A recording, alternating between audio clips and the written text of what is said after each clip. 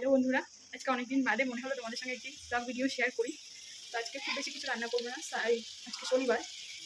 তো আজকে রান্নাতে আছে দেখো এই যে সয়াবিন আলুর তরকারি করবো আর সাথে কুমড়ো ফুলের বড়া। তো চলো ভিডিওটি দেখতে থাকো, আশা করি তোমাদের খুব ভালো লাগবে। এই যেখানে আমি সয়াবিন আলুটাকে বসিয়ে দিয়েছি, ভালো করে একটু ভেজে নেব, যেহেতু ডাল করবো না ওই জন্য সয়াবিন আলুটাকে আর সাথে পেঁপেও দিয়েছি, একটু ভালো করে ভেজে নেবো। এই যে আমার লাল লাল করে সয়াবিনটাকে ভাজা হয়ে গেছে। এবার আমি এখানে এই মশলাটা অ্যাড করব। এখানে আছে আদা, জিরে, একটু ধনে আর লঙ্কা। তো চলো ভিডিওটি দেখো।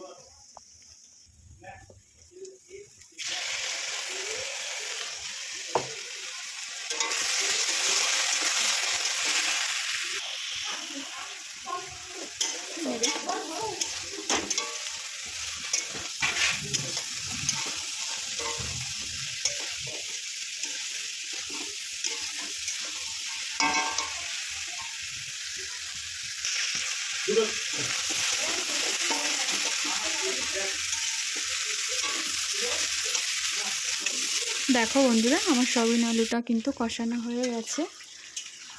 এইভাবে আমি অল্প অল্প করে জল দিয়ে কষিয়ে নিই, যেহেতু নিরামিষ রান্না করব আর তেল মশলা যতটা পারি কমের মধ্যে দিয়েই রান্না করি। আর টেস্টটা কিন্তু অসাধারণ হয়। আর এটি আমার খুব পছন্দের তরকারি, সয়াবিন আলুর তরকারি। আলুটাও আমার সিদ্ধ হয়ে গেছে কষাতে কষাতে। এই যে জলটা দেওয়ার প্লাস পয়েন্ট হলো অর্ধেক সবজি সিদ্ধ হয়ে যায় কষাতে কষাতে, তারপরে খুব বেশি জল দেওয়া লাগে না। তো এই যে আমার কষানো কিন্তু হয়েই গেছে। তো এবার আমি এখানে জল অ্যাড করে দেবো। চলো ভিডিওটি দেখতে থাকো, আশা করি তোমাদের খুব খুব খুব ভালো লাগবে। এই যে আমি জলও অ্যাড করে দিয়েছি। দেখো বন্ধুরা, খুব বেশি জল দেইনি, যতটুকু প্রয়োজন ততটুকু দিয়েছি। সবটাই আমার সিদ্ধ হয়েই গেছে অলরেডি। আর এখানে আমার রেডিও হয়ে গেছে সয়াবিন আলুর তরকারি। এবার আমি এখানে গরম মশলা দিয়ে সার্ভ করে নেব। তোমরা একবার আমরা বাড়িতে টেস্ট করে দেখবে, সত্যি অসাধারণ। এরকম লাগিয়ে দেবো।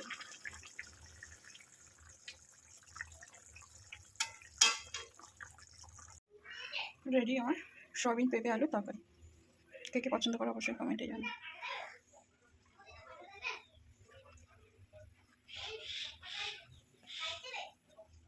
ঝোলটা দেখো একদম পাতলা, খেতে কিন্তু দারুণ টেস্ট। আর এই খাবারটি হলো তোমাদের দাদা ভাইয়ের আর আমার ছেলের ভীষণ পছন্দের খাবার, কুমড়ো ফুলের বড়া। আমাদের শনিবার আসলে, বাড়ির দিন হলেই, নিরামিষ হলেই কিছু না কিছু বড়া ওদের লাগবেই। তো বাড়িতেই কুমড়ো গাছ ছিল, অনেক ফুল ফুটেছিল, মা তুলে রেখেছিল। তো সেই ফুলেরই বড়া করব। তো এখানে আমি ব্যাটারটা গুলে নিয়েছি। এখানে খুব বেশি ইনগ্রিডিয়েন্টস লাগে না, জাস্ট বেসন, কালো জিরে, একটু লবণ, হলুদ আর হালকা মিষ্টি। মিষ্টিটা দিলে বেশ ক্রিস্পি হয় বড়াটা। তো আমি এরকম ফুলগুলোকে চুবিয়ে নিয়ে আমি এইভাবেই ভাজি। অনেকে অনেক রকম করেই ভাজে, বাট আমি সিম্পল করার চেষ্টা করি, যেহেতু ছেলেটা খায় তো ওই জন্য মশলাপাতি অ্যাভয়েড করার চেষ্টাই করি। তো এটাও কিন্তু খেতে খুব অসাধারণ হয়, তোমরা একবার ট্রাই করে দেখবে। পাতলা করে এইভাবে ব্যাটারটা গুলে নেবে। দেখো এটা হলো ব্যাটারের থিকনেস। তো আমি এইভাবে গুলে, এই যে আমার ভাজা হয়ে গেছে, এরকম লাল লাল করে ভেজে নেব। এই ভাজাটা সবাই খেতে ভালোবাসে আমাদের বাড়িতে।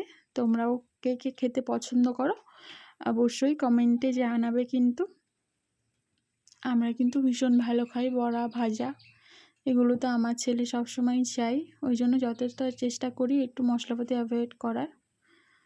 তো এই যে আমি একটু লাল লাল করে ভেজেও নেবো। এই যে আমার রেডিও হয়ে গেছে, এরকম অবস্থায় নামিয়ে নেব।